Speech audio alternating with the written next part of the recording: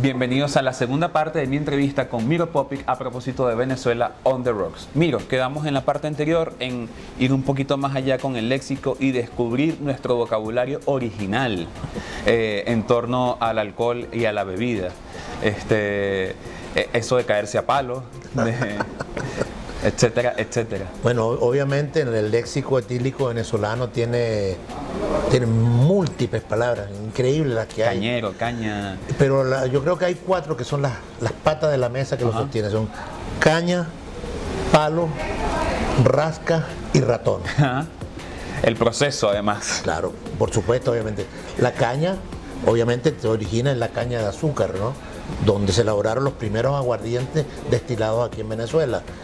Y bueno, esa palabra caña pasó a ser genérico de toda la bebida alcohólica y se mantiene hasta hoy en día. El palo, bueno, yo creo que el palo viene de, no lo digo yo, lo dice Rosenblatt, un gran investigador nuestro que se remonta a la época en que el mástil de las naves se llamaba palo y luego de alguna manera pasa al lenguaje venezolano y echarse un palo era echarse que ese mástil desplegara las velas y avanzara las naves. La rasca, bueno, la rasca no está muy explicado todavía, pero se refieren a la embriaguez en sí. Y el ratón, eso sí es propiamente nuestro. Los alemanes le dicen, en vez de ratón, le dicen gato. Ajá. Sí. Pero, en fin, no solamente el ratón, para nosotros es lo que los españoles llaman la resaca, sino también tenemos el ratón moral. Y eso es algo que nos afecta hoy en día, todo en día. No he visto mucho ratón moral en este momento. Es un libro testigo de su tiempo, como me gusta decir. Ya pasamos por nuestra historia prehispánica. Vamos a ponernos contemporáneos y entrar en lo nuestro, en cuando empezamos a destilar justamente nuestros propios licores. Bueno, obviamente las comunidades prehispánicas tenían sus propias bebidas, originadas en la chicha, originadas en la yuca y originadas en el maíz. Con los hispanos viene una cultura, que es la cultura del vino, de la uva. Entonces, lo que ellos traían era el consumo del vino y luego el destilado del vino, que es el brandy. La palabra brandy viene del alemán, del oído holandés, que significa vino quemado, brandwine. Y no era más que el vino destilado que se transformaba en alcohol. Esas son las bebidas que acompañaron toda la colonia y la conquista y la aristocracia venezolana. El ron, en cambio, tiene un origen esclavo, porque el ron viene con la caña de azúcar y lo primero que destilan el jugo de la caña de azúcar son los esclavos. Con el jugo es muy sencillo, le sacas el jugo a la caña, lo dejas fermentar, se transforma en alcohol y luego lo procesas y te lo bebes. Pero siempre el aguardiente de caña estuvo ligada a los esclavos, a los indígenas y tuvo una percepción plebeya. Mientras la aristocracia bebía vino y bebía brandy y después bebió primero vino español y después vino francés. Primero brandy español y después coñac, que por supuesto viene de Francia. Esas son las grandes diferencias que marcaron todo el periodo colonial en que se consolida y se crea nuestra cocina criolla y obviamente lo que se bebe con ella. El trabajador, el obrero, bebe aguardiente de caña, el dueño de la tierra, el gran cacao, bebe vino y brandy. Aquí daré un salto cuántico y cómo llegamos al whisky. El whisky es una historia reciente, no solamente aquí entre nosotros, también en la humanidad.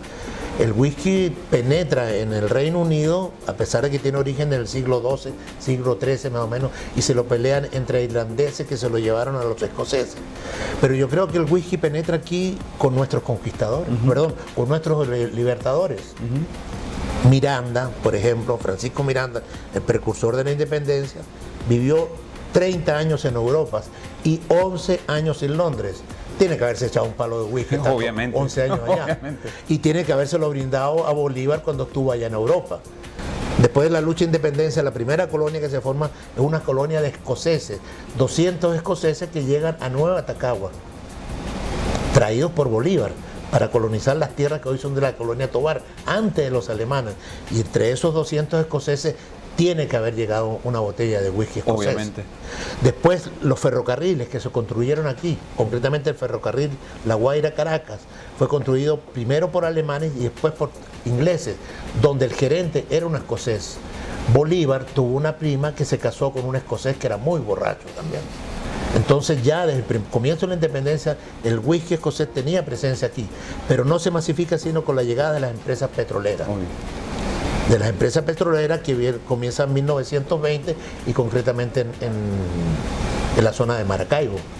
Bueno, esa gente ya traía el whisky, pero no tenía la costumbre de ponerle hielo, y son los maracuchos quienes comienzan a ponerle hielo, y no uno, sino bastante hielo, como son On the rocks. On the rock, en la roca, y por supuesto lo comienzan a revolver con el dedo.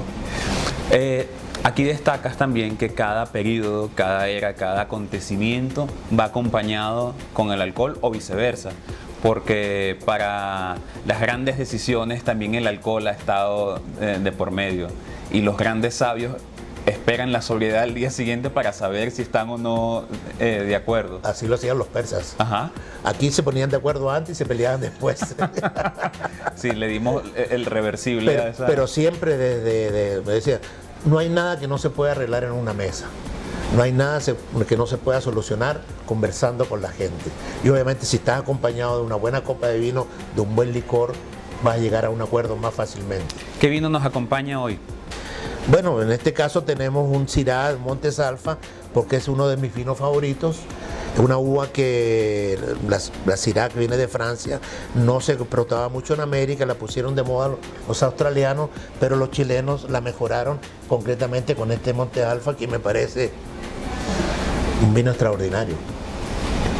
Salud. Salud.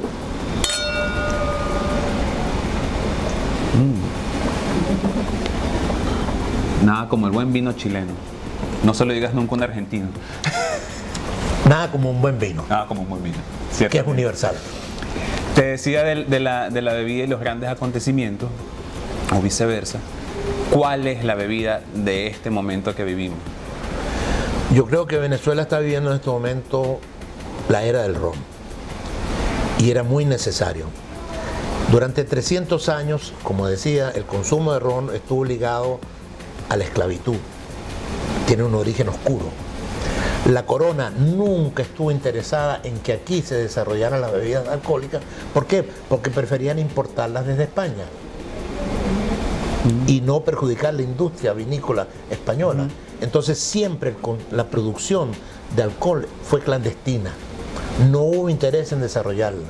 Tuvo que llegar la independencia, el nacimiento de la república, para que se hicieran los primeros esfuerzos por desarrollar una industria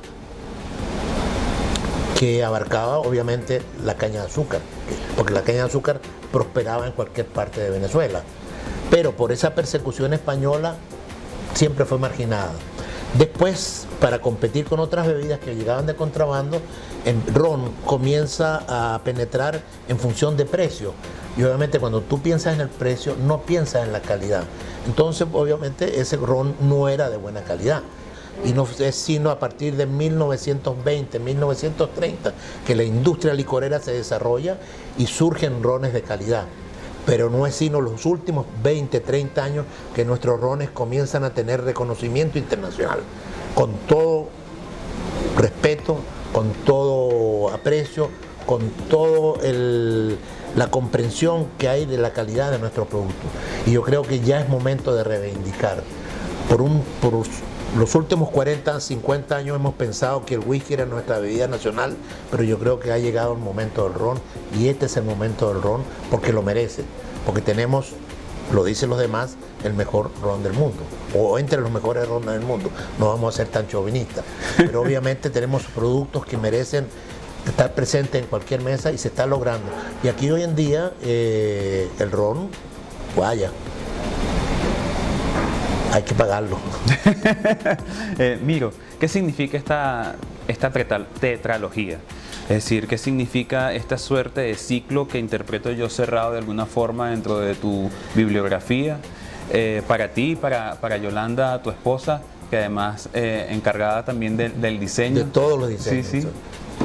Todo lo que yo escribo se encarga de ella de ponerlo en forma. Bueno, es un proyecto que yo tenía desde hace muchos años. Yo tengo más de 40 años escribiendo sobre gastronomía en Venezuela y siempre pensé que tenía que dejar algo que superara los periódicos. Ahora que ya las hemerotecas no existen y los periódicos de papel están desapareciendo. Y yo tengo un principio que lo he leído, que es: solo lo escrito permanece. Lo demás, las palabras se las lleva el viento, pero lo escrito permanece en la biblioteca, en la memoria de la gente. Y bueno, me di a la tarea de investigar qué es lo que habíamos comido y por qué comemos lo que comemos. Y ahí surgió Comer en Venezuela, y que fue creciendo. Para mí no son 4 libros, es una sola obra dividida en 4 tomos. Es la misma investigación, la misma interpretación, la misma escritura sobre un tema que tiene que ver con la comida, la alimentación y lo que acompañamos de esa comida. Entonces no hay que leerlos como una secuencia uno con otro, no, es como un todo, es un solo libro, es un solo libro. Miro, ¿qué hay en el futuro? ¿Qué documentos se está escribiendo? Bueno, ¿qué estás escribiendo? Bueno, siempre estoy escribiendo. Tengo otros proyectos que no los vamos a adelantar todavía, pero sí van a venir, tal vez no impresos, tal vez competencia tuya. Ajá, muy bien. Entrando en lo digital. Estamos en eso. Desde hace rato estás en lo digital. Sí, estamos en lo digital también, pero yo soy un hombre de palabras. Yo soy un dinosaurio Gutenberg. Salud, Miro, nuevamente. Brindamos con vino en pro también del ron. Del ron venezolano, y agradecer a la Icoteca esta edición de lujo de este libro que nos demuestra que la cultura también se ve entre copas. Salud. Y a ustedes, hasta un nuevo capítulo del Elogio del Predespacho. Mi nombre es Jonathan Reverón y estamos en licoteca.com.be. Muchas gracias.